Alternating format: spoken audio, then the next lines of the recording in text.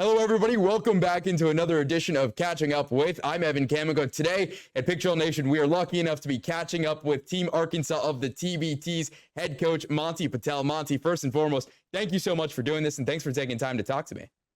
No, appreciate you having me on. I'm excited. Let's get right into it. It's going to be an interesting year. You guys did really well last year, made it to the regional final in Wichita before falling to that Wichita team. We'll get there in just a second. But let's start with you. Let's start with how you got into TBT and coaching Team Arkansas. Where did this start? Where did you get kind of your start in this unique basketball tournament? I mean, in all honesty, it was probably the worst decision someone ever made, but it worked out really well for myself and I think Team Arkansas. When the NCAA tournament was going on in Indianapolis during the bubble time, I had went down to support one of our former players, Devontae Davis. And so when I went down there, I was just kind of on some different podcasts, things like that, talking about the games. And someone reached out, Keith Kelly, a great guy, reached out, and I thought he was joking. And he asked me to be the head coach of Team Arkansas. And I didn't know who he was. And I was like, yeah, sure, whatever you want, man. And actually found out that it was for real. And he was actually like not joking with me. And so it took me a couple of days to figure out, like, is this something I'm capable of doing? And I kind of likened it to my time coaching and playing intramurals in college, where you're just recruiting out players. And I feel like I'm pretty well connected. So it just started turning into 6 degrees of separation and finding players and trying to take over. So let's talk about that process, because I'm really curious. It's a side we don't get to see a lot because these are a unique kind of tournament where you're not dealing with college kids anymore. A lot of these teams that come from a lot of colleges to give teams and guys a second chance to play with some of the guys they played with in college. But how do you go about that? What goes into the recruitment process of getting former players? I know it's not all Arkansas guys on this team, but what goes into that process where you're trying to reach out to all these alums and say, hey, some of them, they're playing overseas. You want to come back over the summer and play for us here in Arkansas and for this TBT? I think there's a fine process to it. Experience over time, you learn more and more of what you need and what it takes. Me and our staff do a little research on what kind of guys we need and what kind of leagues, but also we still want to be true to Team Arkansas. So we have to take the right guys. We have to take guys that want to fit in with each other. We kind of have like a little selection committee amongst the guys that we do pick up of what do they think of this person coming. So it helps out a little bit, like to find the right blend of guys. And then you try to plug holes for guys that may not be available. Perfect example would be like you would want a Mason Jones, but he's on a 2-way contract in the NBA. He can't play. Mm-hmm. And so you have to find someone that maybe can be something like that or can take that kind of role. Hunter Mickelson is a 6'10" center, and you don't find 6'10" centers walking around, and he luckily played at Arkansas and Kansas. So it's an easy call to say, hey, put him on there. Plus, he was probably the best big in the tournament last year overall, so it makes it even easier.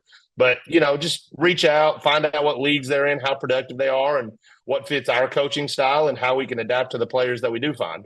I'm bummed because we're going to talk about Hunter Mickelson. You jumped my gun. I remember watching him last year. I think he had 19 points in one of the games. Probably team, like you said, team MVP, one of the best players on the team. We'll get to him in just a bit, but let's talk about you and your connection to Arkansas. Correct me if I'm wrong. You're an Arkansas State grad. Is that correct? Correct. I did graduate from Arkansas State. So being from the state of Arkansas and having this TBT team represent the entire state, what does that mean to you in the grand scheme of trying to put Arkansas basketball on the map and continue to grow what's been a really good brand for a really long time? I mean, it's important to me because I'm from here. My parents moved here and immigrated here, and they're blue-collar parents that just worked their tail off to get where they were and instilled that in me. And that's also what Arkansas is, just a bunch of people that work really, really hard. And so that's always been very important to me. Then once you started coaching high school ball, the kids work really hard. They want to get somewhere, but we're always under-recruited. But, I mean, so far, you even look, everyone was talking about the NBA draft and how Arkansas didn't have a pick this year, but they did. Khalil Ware, actually, from your Indiana, he went in the lottery. And so we're a very underrated state that I like being a part of and trying to build up and trying to build this Team Arkansas thing up to where, we have a chance to really, really compete and win $1 million, but also to bring this event to Fayetteville. That's the biggest goal is – how awesome would it bring something back to like of that caliber to our community? And so I love it. It's great, but it's important to me. I mean, I'm an Arkansas guy through and through, so that makes it just more fun. I love that you brought up Khalil Ware getting drafted. He's a Central Little Rock guy. Went up to Oregon before coming to Indiana. It was a lot of fun getting to watch him this year. Not the results we wanted at Indiana, but this is a conversation about Arkansas and Team Arkansas. So I'll keep it to that. Maybe I'll sneak in some Hoosiers when we look at the draw in a little bit. But moving forward, and you get to the tournament, and you just talked about it. I want to touch on that of the draw to bring Team Arkansas and the TBT up here to Fayetteville. Why is that so important to you when it comes to the grand scheme of getting funding and all of that things? Why do you want to bring this tournament, and why do you think Fayetteville would be a good spot for a regional? Well, we both know Fayetteville's crazy. Fayetteville fans, Arkansas fans, we're nuts. We're loud. We're obnoxious. It makes it a very hard place to play. Obviously, it'll swing the referee in a different favor because we know what it was like to play in Wichita last year against Wichita. Refs go into the home crowd, but you get a part of the revenue share. You get a part of the ticket sales. Sponsors are more easily like at the door instead of saying, well, y'all are traveling to Indianapolis. Y'all have it here in Arkansas, and it's an event we can get a part of. And that helps us just keep attracting players and people that want to be a part of the staff or the team. But at the end of the day, I mean, it's just a fun environment to be a part of. Arkansas is truly a basketball state. I'll argue to this to the day I die. Arkansas is a basketball state. So you bring summer basketball in with the pro guys and the former guys, and you connect them to the new guys that are here. Your community engagement just goes up. But there's so many factors that just make this such a special event. I liken it to a big pro AAU tournament, and you see so many NBA guys, ex-NBA guys with NBA experience that are trying to get back in the tournament. And our fans know basketball that it would be incredible to just host and have. And the last question I'll ask on that is, you said on 103.7 The Buzz about Coach Calipari now being at Arkansas. He brought TBT to Lexington. You know, you talk a little about your hopes and goals for that. Have you spoken to him a little bit? I know you're actually out in California with Muss earlier today. So what's what's going on there? What can you tell us from those conversations and potential future with Cal? We've had a plug in with Coach Cal. We're, right now I understand that he's still filling out his roster. He's got to get adjusted. It's very hard for a new coach when they get a job. They have to find a house. They have to make sure that everything there is taken care of. Plus their players are taken care of and they're recruiting, and it's nonstop. So, I mean, I know this year it's not going to happen because the locations are already set. So once the tournament ends, the plan is to go up to Fayetteville. I still know, Coach Ronnie Brewer. He's a friend. I've known him for a long time. So just visit with him and get into practice and go visit with Coach Cal and meet the new staff.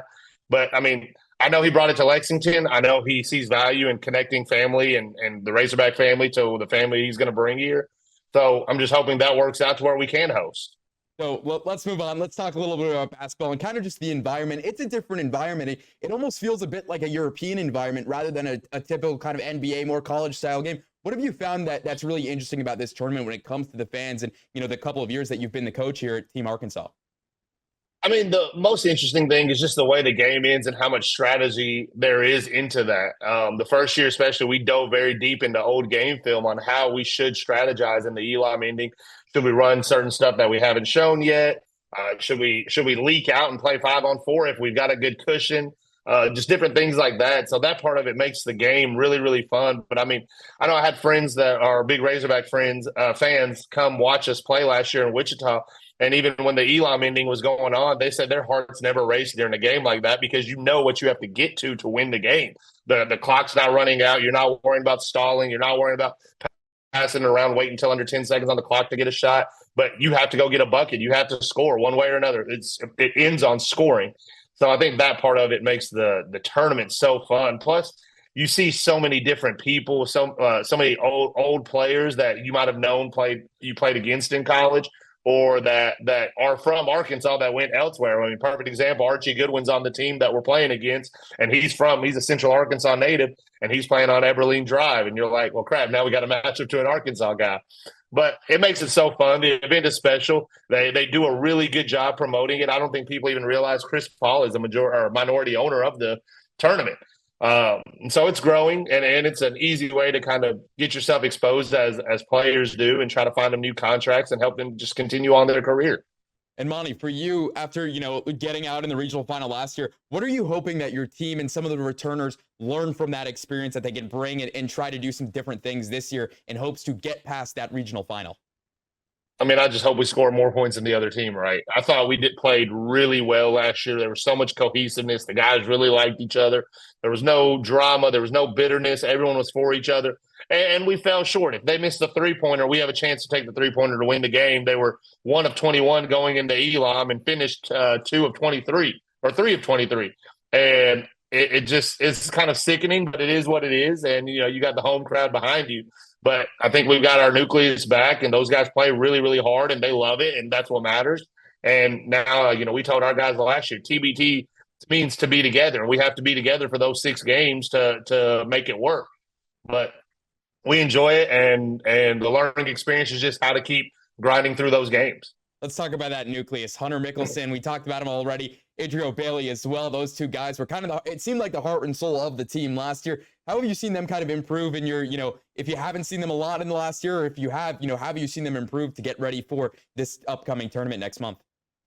Well, it's actually, small world type of deal. Hunter is actually my assistant in high school basketball right now. So he's been my assistant going into year 3, and he's in the best shape of his life. I mean, he still has so much in the tank. He could go overseas and play. There's different reasons that he may or may not, but I love having him. And I think even he had mentioned just coaching kind of showed him a little more on the court on how to be better and how to do little things to where it made him even more valuable. But between that and keeping himself in shape, he's incredible to have. He's a great teammate. He works very, very hard. The guys love being around him, and he stays in his own lane. Adrio actually got to play this year in Czech Republic with one of our assistant coaches, Coach Vance. He was actually on staff over there, so that built more connectivity between our team. But, I mean, Adrio's a great energy guy, great player. He's evolving his game over and over. He credits Arkansas for changing his mentality on basketball altogether and how he got better and how he needed that. And so, I mean, those two guys help us a ton. I mean, even Dustin Thomas, and another guy that's coming back right now, just what a phenomenal guy to have and a winner. And he wants to do stuff the right way. And he doesn't care if he's scoring or if he's taking charges. It doesn't make a difference to him. But those things all go into our nucleus to make us just that much better. And who are some of the new faces or faces that Razorback fans might not know of that you're looking forward to getting on the court with, your current nucleus coming up this summer? They may not remember Gerald Robinson. He played against us when he was at Georgia. Very talented player in Italy right now. Drake Jeffries, he's playing in the Raptors G League team. He's got an Arkansas connection here. We know his agent real well. He's an Arkansas-based guy. So good shooter, really good shooter playing at Wyoming. Then, we still added Jalen Tate. You added Jalen Barford. You have Darius Hall, who used to be in a Hog jersey that finished out at Central Arkansas. Jordan Bernardo, his brother, played for us last year. Jarvis, who won a championship with the Heat. And Jordan's a four-man that plays really hard, that shoots it really, really well. And everything I've heard about him is his personality is like his brother, which is great. He's a winner. It's actually wild to think about this, but Jarvis is an NBA champion. His brother is an NBA champion, won a championship with LeBron. And last year, we're trying to make sure he has minutes in the game. And we're like, hey, I'm going to get you a sub here for Hunter. He's like, I don't need a sub. He's like, Hunter is hooping. Let him go. I don't have to play. And I'm like, man, you are an NBA champion with that much humility for your playing for a guy who is my high school assistant. But it is incredible to see like those type of veteran leaders. But, I mean, those are, you still got Brandon Wood back as well. You can't forget about him. He was a great scorer for us, great player, great teammate last year for us. So we've got a really good group that I'm very, very happy about. But, the tournament is one game, one and done, and anything can happen. People can get upset. So I have to make sure I don't get caught up in, hey, our team is a lot better than last year, more depth in it. But we just have to prepare and hope the ball goes our way because a single elimination tournament, anything can happen. Absolutely. And we've seen anything happen in single elimination tournaments all of the time. Look at all the upsets that happened earlier this March and, hoping at least Team Arkansas doesn't get upset right now. Let's talk about that first matchup. Have you done any scouting of Everline Drive or, kind of taking a look at the bracket? What points out about that team and, kind of overall about the bracket? I'm a little crazy. We have their last 5 years of games. And so we're going to go through and see what we find that is the same, that they have continuity. I know their GM, Matt, has done this for a while. They're a very good program. And so we're trying to make sure and see what continuity is. They're obviously going to have new players, so it's very personnel heavy, the first game especially. Then after, you hope you win that game to where you have game film on how the team just played. But, yeah, we're diving in. Our staff is locked in on this, so it's easy to send out 5 years of games and say, all right, y'all, you take this year, I'll take this year. And we split up and see what commonalities we found. And last question before we kind of let you go. You look at the big bracket. I got to bring it up. You're facing a lot of Indiana teams. Does that give you a little bit of a worry that, you saw what happened in Wichita last year? The Indiana basketball fans are very crazy. I'll tell you that right now. And I think it's even more exciting when you have Butler, Purdue, and IU all in that same, kind of region that you guys are in. Does that worry at all? Or you're just like, we're confident in the team. We're confident in the guys coming back. We think we can go on a big run this summer. I mean, we're 1-1 when it comes to host teams. We knocked the Creighton team out 2 years ago. Then we lost to Wichita by 4, and we were right there to win the game. It doesn't. I don't want to say it doesn't worry me. You always respect your opponents that you play, and we know they're going to have a crowd behind them. We know that people are going to be there. I mean, even last year it was Wichita, Kansas State, Kansas. They all had teams in it, and you have to be prepared to play them. But I mean, I think the one biggest thing that we have is experience and continuity a little bit, because Indiana hasn't had a team in it every year. Butler, this is their first year in it. Valparaiso didn't have a team last year. They're coming back in it this year. So it's just making sure we still have continuity, and there's still a learning curve at times in these games on how you do rotations and things. But, I mean, at the end of the day, we got to play. We got to hope our players are making shots. That's what the game has come down to nowadays. And so we'll see. But, I mean, yeah, am I worried? I'm always worried. I stay on edge. I think that's what makes me a better coach every day is just, I'll overhype a game. I don't care if we go into TBT playing a third grade team. Oh, man, that third grade team, they have a little shooter on their team that he could get us. But, we're going to be prepared. We're going to work really hard to make sure our guys are prepared and that we're right about our scout. Last question I have for you, then we'll let you go. What's a successful tournament run for you guys? I mean, obviously, you hope it's $1 million. You do. I know Team Arkansas has never been out of the regional final, so that would mark a level of success. But I know Coach Neighbors has even said this before in some of his podcasts. You don't want to say, hey, we want to make the NCAA tournament. We want to make an Elite Eight, because then people in their minds start just saying, well, now we've achieved that, and don't always go for the next thing. I mean, I want the big win. I want to get to $1 million, and this tournament is crazy enough that I'm not saying it's out of the picture. You just have to have things go right your way. You got to be hot. But yeah, I mean, that'd be the ultimate success. But, winning, surviving, advancing, having a good team, having good guys around you, all that is successful. At the end of the day, everyone knows 64 teams is a hard tournament to win. But you just want to enjoy yourself while you're doing it. You want the guys to like each other, and you want the guys to like us as a staff and trust us to put them in the right position. And so far, we haven't had problems in the last 3 years, and it's been incredible. So our success is just going to be how far can we go, what can we do, and how special can we make this run? Well, Monty, we cannot thank you enough for taking some time to speak with me today. That's going to do it for Catching Up With. I'm Evan Kamiko. That's Monty Patel. Best of luck this summer. We're excited to see Team Arkansas of the TBT back on the court.